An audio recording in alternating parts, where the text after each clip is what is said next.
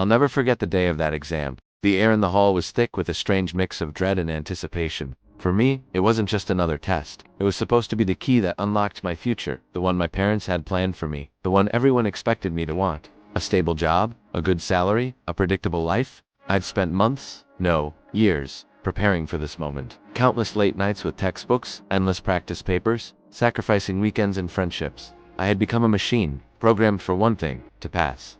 As the invigilator said, "You may begin," I flipped open the paper. The first question was familiar. I answered it. The second, the third, I was on a roll. The answers flowing from my pen just as I'd rehearsed. But then, about halfway through, I hit a question that wasn't about formulas or dates. It asked for a creative solution to a complex social problem, and I froze. My mind, so well trained to recall facts, went completely blank when asked to create. I just stared at the page. The ticking clock sounded like a drumbeat counting down my failure. Panic started to set in. My heart pounded, my palms got sweaty. I could feel the weight of everyone's expectations pressing down on me, suffocating me. I looked around the hall. Everyone else was scribbling away furiously. They looked determined, focused. Was I the only one struggling? Was I the only one who felt like a fraud? In that moment of sheer panic, something strange happened. Instead of trying to force an answer, my mind drifted. I started thinking about what I actually enjoyed doing. I thought about the stories I used to write as a kid, the silly videos I made with my friends, the hours I spent learning to edit just for fun, things I'd dismissed as hobbies, as distractions from the real work of studying for this exam. A quiet voice in my head whispered, "What if this isn't what you're meant to do?" It was a terrifying thought. To question the path I was on meant questioning everything I'd worked for. It meant potentially disappointing everyone who believed in me. I tried to push the thought away, to focus back on the exam paper, but the question was no longer the one on the page. The real question was the one in my heart. Was this life, this future I was fighting for, even mine? The clock ticked on. 10 minutes passed, then 20. I hadn't written a single word for that section. I could feel the A grade slipping away, and with it, the future everyone had mapped out. But instead of despair, a weird sense of calm washed over me. It was the calm of surrender.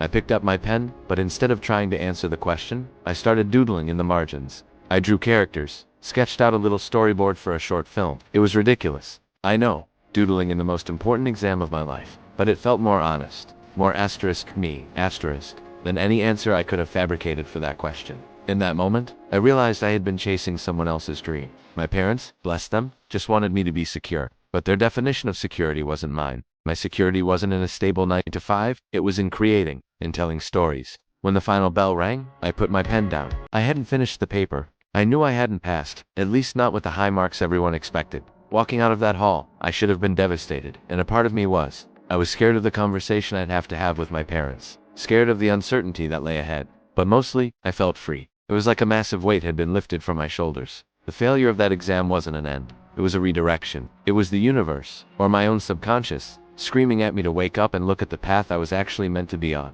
The weeks that followed were tough. Telling my parents was as difficult as I'd imagined. There were arguments, tears, and a lot of "we're just worried about you." They didn't understand why I would throw away such a golden opportunity. To them, my desire to pursue a creative career seemed like a childish fantasy. It wasn't easy to stand my ground, to defend a dream that had no guarantees. There were many moments when I doubted myself, when the fear of failure crept back in. Was I crazy? Was I making the biggest mistake of my life? It's one thing to have a revelation during an exam, but it's another to actually live it out in the real world, with real consequences. But that doodle in the margin of my exam paper had sparked something. I started small. I got a basic camera and began making short videos, pouring all my free time into learning everything I could about filmmaking, writing, and editing. I took on free gigs, worked part-time jobs to fund my passion, and built a portfolio from scratch. The road was so much harder than the academic one I'd left behind. There were rejections, criticisms, and moments where I felt like I was shouting into a void. There was no clear syllabus, no guaranteed grade at the end. But for the first time in a long time, I was excited to wake up in the morning. The work was hard, but it was my work. The passion fueled me through the exhaustion and the doubt. Slowly, things started to change. A short film I made won a small local festival. A client I did a free video for recommended me to a paying one. My YouTube channel, which started with 0 subscribers, began to grow, one person at a time. My parents started to see that this wasn't just a phase. They saw the passion in my eyes, the dedication in my work. They might not have fully understood it, but they saw that I was happy. And in the end, that's all they ever really wanted from me.